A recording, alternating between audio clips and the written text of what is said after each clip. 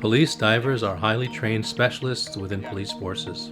When I was in the Navy, I dove with police forces on an active case. It was an intense and unforgettable experience. Recently, I met police divers from Ottawa and felt compelled to learn more about their work and what drives them to dive. This is a story that looks beneath the badge at those who find closure for others when they search and recover. So as a new member of the team, Eric, how do you find the challenges of integrating yourself into this unit? A lot of it is also learning the laws of our trails, like our snowmobile trails, or for snowmobiles, for ATVs, for boats. As a regular police officer, you don't deal with that stuff nearly at all or as much. So coming in here there's a steep learning curve to adjust to what we're now enforcing. TJ, how many officers are in Canada? 75,000 police officers? And 130 divers in Canada? Correct. Probably the most challenging thing coming in as a new person to the dive unit would just be getting to know all the gear and learning how to set up a dive site. So knowing what equipment to grab and what equipment we don't need right away. But once you figure that out, you know it for the next time, which makes it easier. Now, you do a lot of training. Why is that? Big part of our body recovery is finding the body underwater. So part of the training is doing arc searches or jack stay searches for evidence. So knowing what search we're doing, how to do that search so that when Sonny as a dive supervisor puts me or any other member in for an operational search, he knows and the diver knows that they're not going to miss something in that area that they search. So we can be 100% confident in that.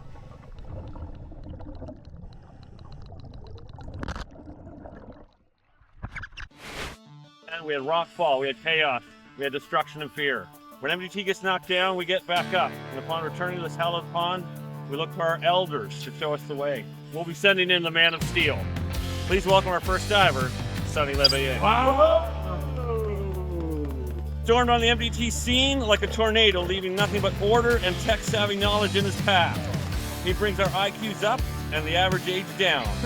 Ladies and gentlemen, Eric Stewart. Wow! Moose and TJ are the last two of the day. Enjoy icing, fellas. That's all I've got to say. Yeah! Well done. So well done. All right. Wow. This a bit. Yeah, it's just a bit. You should be fine.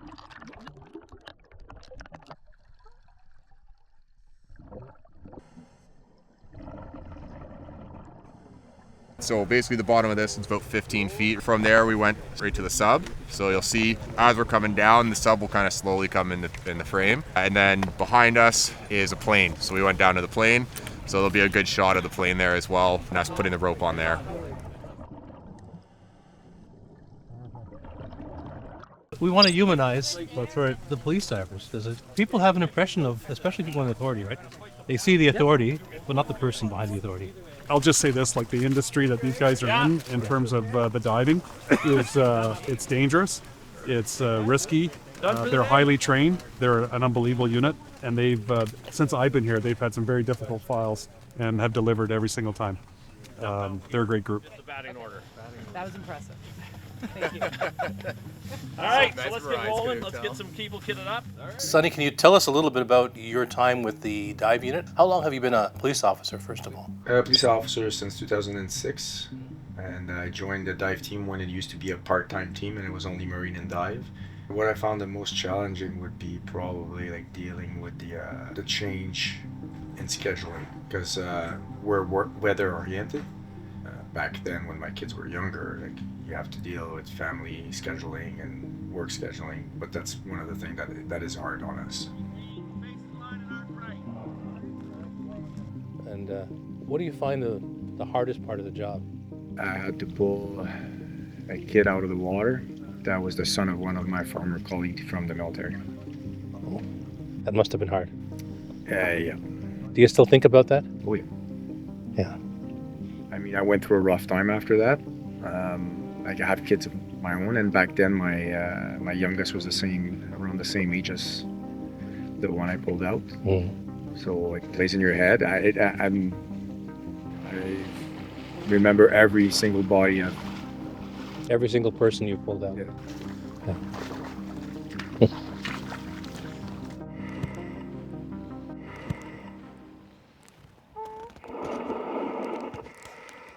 So we're about to observe what an actual body recovery entails. Could you tell us a little bit about what your setup is and what we can expect to see? The information we have is a suicidal male. The presumption is he's jumped into the falls at Hogsback. Where the initial falls are, we wouldn't be able to dive or any of our gear. The current's too strong. So we're going down to sort of a pool area where it's a bit of an eddy where the current's slower, hoping that he is ended up there if he did go in. And we're going to be able to check that whole area to see if he's there. And if he is there, then we'll essentially shift to a dive site, and we'll bring the whole team in, and we'll do a full dive and do a dive recovery of the person. Sometimes you look for bodies, but you don't find anything. What happens then? We have to put a limit to the search because the river's pretty long. It goes all the way to the ocean. So unfortunately, it's the point that we have to establish when we put a halt to it. And eventually, like, the body will off gas and they will come to the surface. Thank you very much. No worries. Sometimes they find what they're looking for, and sometimes they don't. But they keep on diving, searching and hoping to recover what was lost. Because someone has to.